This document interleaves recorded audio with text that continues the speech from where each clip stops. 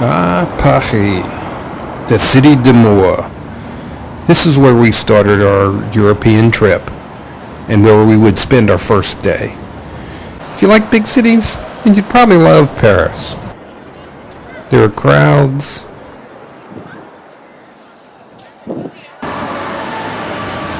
traffic,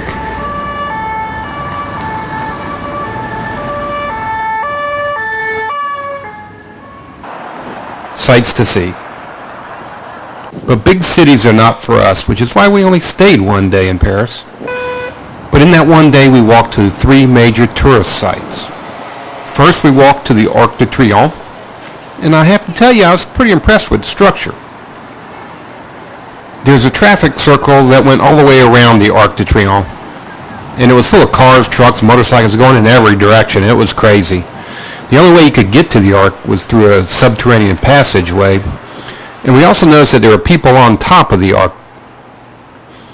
To get to the top, however, you had to buy a ticket, and after seeing how long the lines for purchasing a ticket were, we decided that wasn't an option.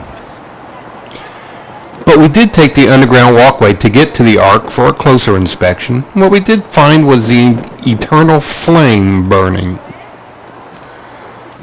Next we went to the Eiffel Tower. And I'm sorry to say that I was not as impressed with the Eiffel Tower as I thought I would be. We thought about climbing up the tower, but you had to purchase a ticket, and after seeing how long the lines for purchasing a ticket were, we decided that that was not going to be an option.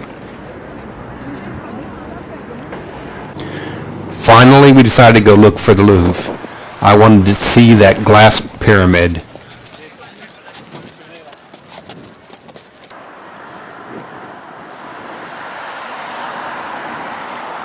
After much walking and walking and walking,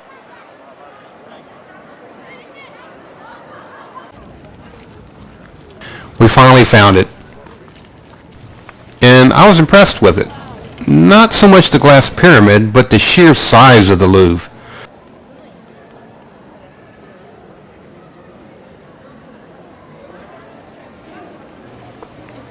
We thought about going inside, but you had to get a ticket. When we saw how long the lines were, well, you get the picture. I could imagine that if you really wanted to, you could spend weeks, maybe months, looking at everything and exploring the contents of the Louvre. And that was our grand tour of Paris.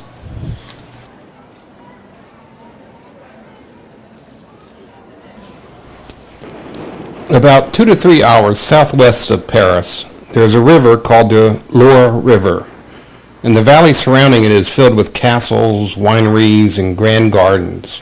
We wanted to spend our week in France exploring the Loire Valley.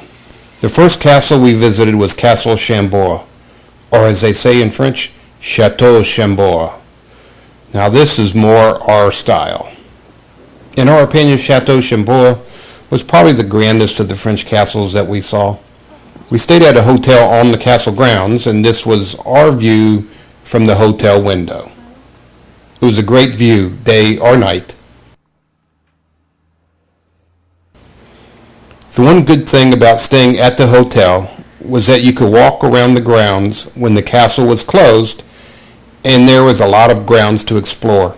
The castle property extended out 20 square miles and was almost all woods. Chambord has tried to keep the property as natural as possible, and they have been instrumental in rebuilding the European red deer population, which are very large critters, more like our elk than our deer. There were a number of waterways that ran through the property, and behind the castle there was a long nature walk that followed one of the waterways. During our walk along the nature trail, we saw something like a muskrat.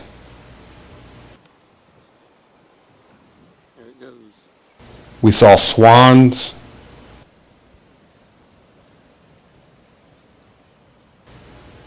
And a wild boar, although you would be hard-pressed to find it here because it blends in so well.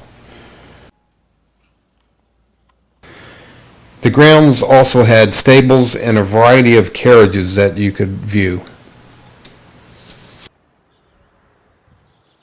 The next morning, when the castle opened up, we went for a tour. This castle was built during times of peace, and so luxury was more important than defense. All the rooms had beautiful tapestries and paintings, and everything was elegant.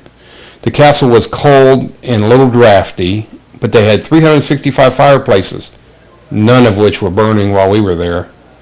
Staying warm was important back in those days, so the kings and queens had beds with coverings to keep the heat in.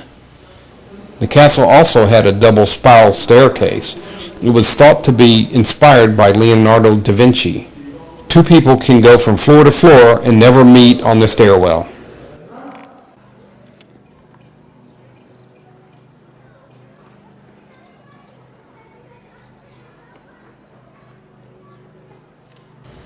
Walking around the various outside terraces, you had to marvel at the amount of detail, architectural design, and construction work that went into the building of the castle.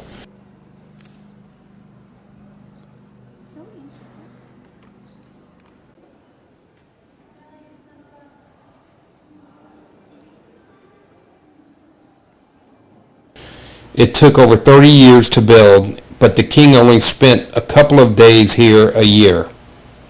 Kind of like us in our Colorado property.